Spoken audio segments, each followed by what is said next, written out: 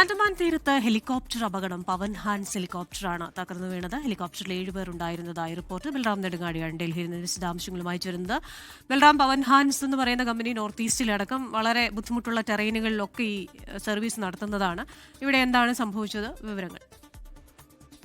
Christina, അൻഡമാനിലെ മായാബന്ദറിൽ നിന്നും പറന്നുയർന്നതിന് തൊട്ടു പിന്നാലെയാണ് പവൻ ഹാൻസിന്റെ ഹെലികോപ്റ്റർ കടലിൽ തകർന്നു വീണത്.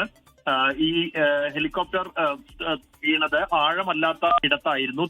പ്രദേശത്തോട് ചേർന്ന സ്ഥലത്താണ് വീണത് എന്നതുകൊണ്ട് തന്നെ ഉടൻ തന്നെ രക്ഷാപ്രവർത്തനം സാധ്യമായി. ഇന്ന് രാവിലെയാണ് ഈ സംഭവം ഉണ്ടായത്.